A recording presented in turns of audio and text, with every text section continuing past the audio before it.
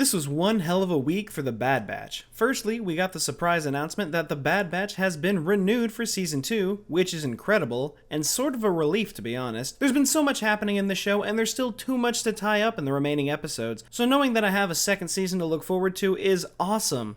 But how was this week's episode? Episode 15 of The Bad Batch is titled Return to Kamino. It's part 1 of our 2-part season finale, and it is the showdown that I have been waiting for. After last week when Hunter was taken prisoner, the episode could have gone in a number of directions, but Crosshair taking Hunter back to Kamino was definitely the way to go, especially since Kamino is so different now. It's empty, and Hunter makes comments about it, asking where all the regs are, and the Kaminoans. There's nothing but TK troopers roaming the halls, still packing up equipment. It's very haunting to see what was once a key system in the Republic, now just sitting empty. It's definitely not something I was expecting to see. Meanwhile, the Bad Batch are trying to locate Hunter when they notice that his comlink has been activated, and seeing that it's coming from Kamino, they know it's a trap, but they still have to try to save him.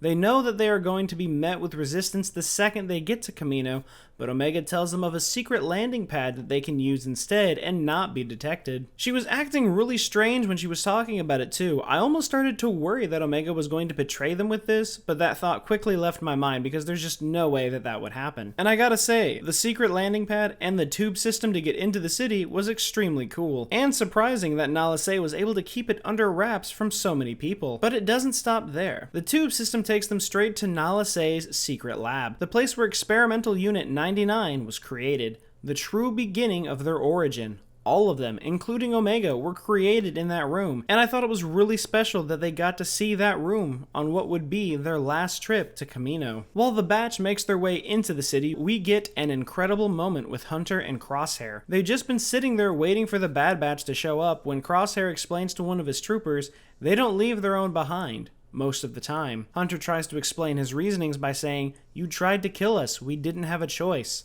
And to my surprise, Crosshair replies with, "And I did," which really got the gears in my head turning. This whole time we've been thinking that Crosshair's inhibitor chip had him too far gone, when in reality I'm pretty sure he wanted to run away back to the Bad Batch so bad, but was just in too deep with the Empire and had to stick it out. It may not have been the best option to take, but I can't help but feel for him. The Bad Batch continued to make their way to Hunter's location when they discover it's coming from the training room, and plan to take the lift up to the training room instead of going through the front door to catch them all off guard. But Crosshair already saw this coming, where he then gives out more of what he's been feeling, and it's just heartbreaking. He felt abandoned by the only family he ever knew, and he wants them back, but the Empire gave him what Hunter and the others never gave him a chance for. A purpose. Crosshair even shows that he still cares by killing the remaining troopers that are holding the Bad Batch hostage. And even through all of this, Crosshair still asks them to join the Empire when they're slightly interrupted. While all of this is going on, Omega and AZ,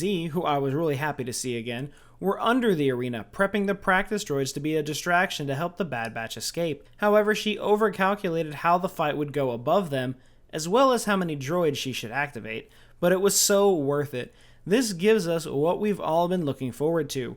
Crosshair deciding to put aside his differences and fight alongside the Bad Batch once again to take out all of the practice droids just like we saw in the first episode. The Bad Batch theme comes back into play and it's better than ever and it just fits the moment perfectly. It was simply just so epic. And as usual, the surprises don't stop there. After the fight, Hunter turns his gun on Crosshair, asking him to please forget the Empire and to come back with them, saying that it isn't him, it's his inhibitor chip, only to hear the shocking truth that Crosshair had his chip removed a long time ago. An ultimate mic drop moment. This whole time he's been acting out on his own, so I imagine that he had to get his chip removed right after his burn incident on Braca, and he still felt the same way after. I wonder if it's because they increased his chip's capacity, or if it's simply because that's what he believes in. But Crosshair tries to shoot Hunter anyway, but is stunned instead. But unlike last time, Hunter isn't going to leave him, and they carry him out of Kamino for what is probably one of the most haunting scenes in the entire series. The Bad Batch running through the corridors, silent and empty. And we even get still photos of the barracks, the mess hall, the cloning facility, which is just crazy. A planet that was once overly busy with cloning an army, now completely empty. But the worst has yet to come, as Admiral Rampart gets the order from Governor Tarkin that he may fire when ready. and Rampart has all of his Venators open fire onto Poca City, completely erasing it from the surface. And during this, the Bad Batch are still making their way out of the city when the episode ends. This is insane. The Bad Batch have Crosshair, who was unconscious. Kamino is being destroyed around them, and the last few remnants of the Republic are gone. It's truly so upsetting to see this happening. I never really knew what would happen to Kamino after the Empire, but now that I'm seeing it, I don't want to. But it tells for a great story, and I'm still loving it. And just because Season 2 was announced does not mean that everyone is safe. Someone could still die in the final episode of Season 1, and I don't want that to happen, but I honestly feel it coming on. I don't even want to make attempts to guess as to who it could be, because this last week of waiting is going to be grueling. But that's all that I have to say about Return to Kamino. What did you think? Did you like getting to see Kamino again, even if it is for the last time? What was your thoughts on Crosshair saying he removed his inhibitor chip? And do you think anyone is going to die in next week's episode? Let me know all of your thoughts in the comments below.